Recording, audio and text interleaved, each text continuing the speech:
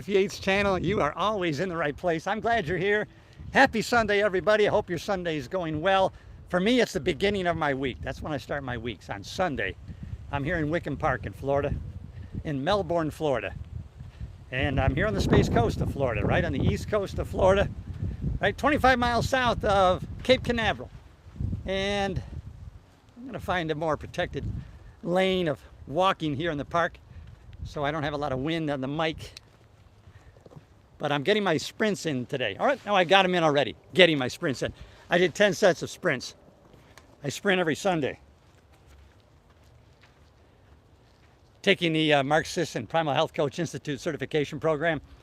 Mark believes in sprinting once every 7 to 10 days, and he believes it really instigates a production of insulin in your body and overall metabolic health. I think he's right, especially since my blood work after doing sprints, although at the same time I was adding protein in my system, doing some deadlifts, but my total testosterone went from 709 to 1,000, and my free testosterone went from 40 to 80.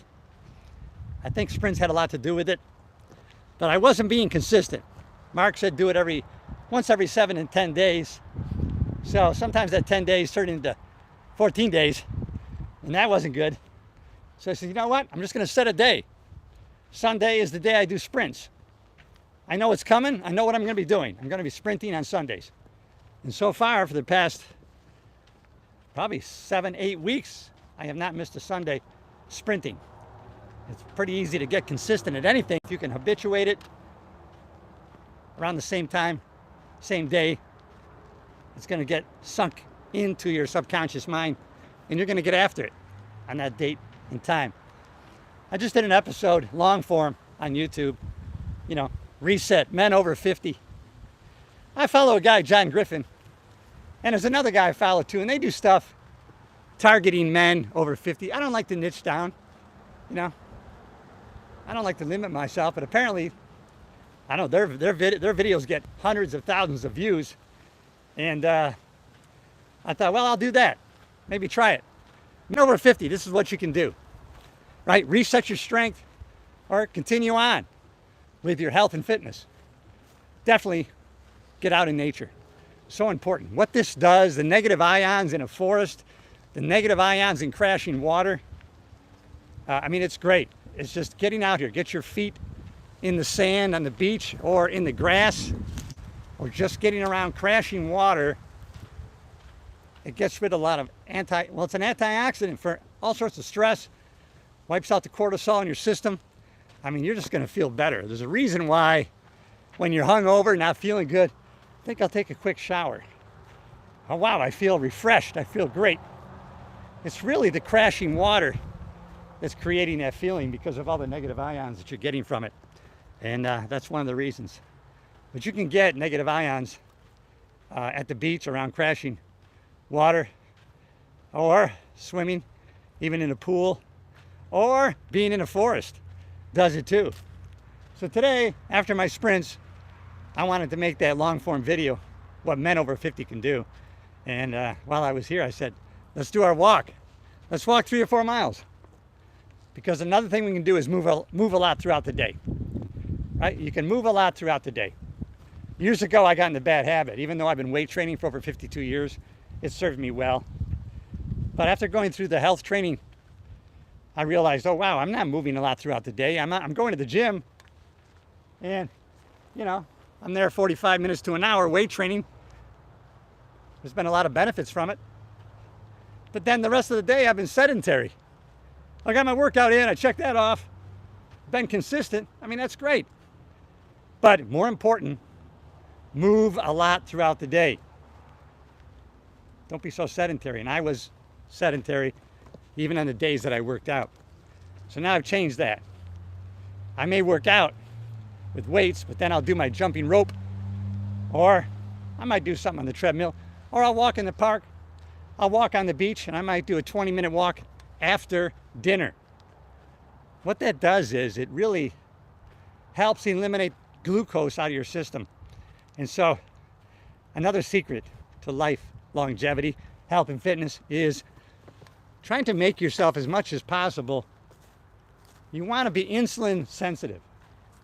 Insulin really, you know, we think about diabetes with insulin, but insulin is a magical hormone that opens up the cells to bring in nutrients. And if you're in a chronic case of glucose in your system, in other words, every 2 hours you're putting carbohydrates in there, eventually your cells shut down. Hey, enough. Can't keep up. So they close the door on those cells, and then they don't even bring in nutrients. And then now you're insulin resistant. And that's what leads to diabetes. It's a pretty simple case. And once you can adapt yourself, you can train your body to be fat adapted. In other words, your body will be metabolically flexible. You can get your body to the point where it burns carbohydrates, or it can burn body fat. And your liver will create ketones for your brain. That's what a ketogenic diet does. You get into ketosis. And there's ways of checking that. There's strips you can pee on, or there's a breath test you can take. But you're going to know if you're fat adapted and you're burning body fat. If your body knows, hey, I'm not going to be getting any carbohydrates in, I better start burning body fat for energy. And I better make some ketones, the liver says, for the brain. And you know you're fat adapted and you're doing that when you no longer have those crashes. You know, when you go without a meal. When you're fat adapted, you can go 16, 20 hours, 24 hours, and your body is burning body fat and your liver is creating ketones for energy. Your brain loves to burn ketones. Yeah, it burns carbohydrates and sugar. It gets addicted to it because it burns it real fast and it likes it. But think about a fire. Thinking about a fire in your fire pit. If you throw a bunch of cardboard on there, man, does it burn fast. But it creates all sorts of crap in the air and burns out real quick.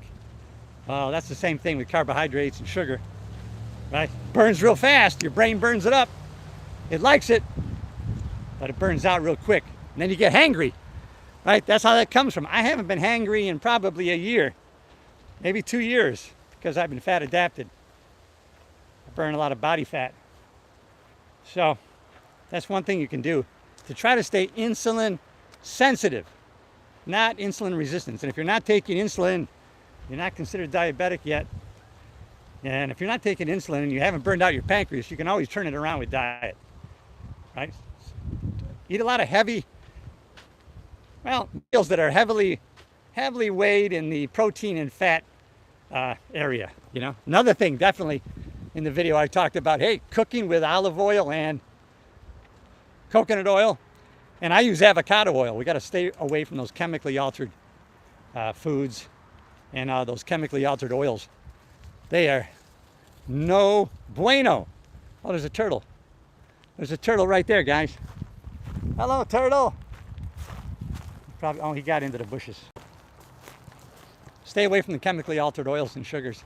And cook with olive oil, avocado oil, coconut oil. I know when you go out to a restaurant, it's hard to tell what they, you know. Best thing to order is try to order stuff grilled or blackened. And when you're out at a restaurant, you got to do the best you can.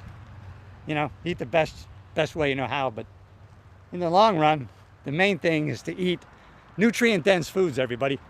And that's not being restrictive. There are so many ways to eat nutrient-dense foods and recipes. I got a whole list. You never go hungry, and delicious. And you never feel like you're restricting yourself. You're just choosing nutrient-dense foods that aren't ultra-processed. So we're talking about meat, fish, fowl, eggs, vegetables, fruits, nuts, and seeds. Hey, that's a lot of stuff you can eat. Now, granted, when you eat meat, there's always a better grade of meat. You kind of have to pay attention. What's organic? What's FDA approved? Is there any difference? Should I try to get farmers market beef, eggs? Farmers markets, they're the best, man. Locally grown. Oh man, when I'm on my island and I get eggs from a local farmer, oh my God, the yolks are so bright and yellow. And you can taste the difference in the eggs, you really can. But eggs, pretty much a perfect food. It's just the way the chickens are treated and the way they house them. But, you know, we got to do the best we can. It's better than chowing down on donuts all day, that's for sure. So, that's important. And then, play at something is so important, right? Playing. Mark Sisson, who founded the Primal Health Coach Institute, he plays at stand-up paddleboarding, and he rides a fat tire bike on the beach. And he plays some kind of frisbee competition, frisbee golf or whatever. Now I play tennis, but you should play at something that's not competitive. But you know, most of the time we're playing for fun at the tennis club. We're not competing. So play at something. Tennis, any racquetball sports. I can't believe how much it's been reported that tennis actually adds years to your life. Why? Because you're constantly analyzing where the ball is coming, what direction, what speed, at the same time coordinating your body to get in a position to hit it back. And so that constant analyzing and synergistic cooperation between the mind and the body is just great for you. I mean, there's all sorts of studies that say it adds 9 to 10 years to your life. I believe it. And it's something that's fun. And you're moving around a lot and you're socializing. We're social animals. We're God's highest form of creation. And we can do fine on our own, but we thrive in a tribe. We thrive in culture. We thrive in community, everybody. Hey, I'm glad you're here. I see you. Hey, thank you for all the thumbs up and the highs. If you haven't already, subscribe to the channel. Another thing I talked about in the Men Over 50 video I did was, you know what? Always be learning something new. You know, read a book on something different. Learn something you've never read about before. Bend that brain a little bit, thinking, visualizing, thinking about different things, right? And then don't do things that are stupid that will get you hurt or killed, right? Definitely no drinking and driving. Texting and driving, so far I've done so great in the past.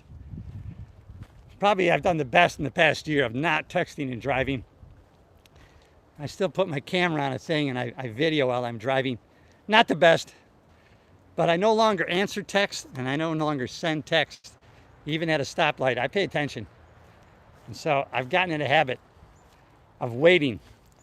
I turn those notifications off. You don't want to hear that bell and shit go off. It'll drive you crazy. You're going to want to grab the phone for sure. So don't do stupid things that can get you hurt or killed. Always be learning something new. Get plenty of sunlight. I mean, I have to go to the dermatologist twice a year. I've had a melanoma before. I just had a biopsy done on a skin cancer, but even my dermatologist says, no, you don't have to stay out of the sun completely. You should get some sun. Now, the least dangerous and the best for us is early morning sun, sunrise. It's okay to get some of that sunlight in your face. Right? Sunrise, we're meant. It actually stimulates serotonin, so you have energy and you're in a good mood for your day. And then at night, being around a sunset, that yellow-orange light. That's why some people wear yellow tinted glasses at night. It simulates a sunset or a bonfire. And then your body will start creating melatonin so that you can sleep. Get plenty of sleep. There's ways of doing it.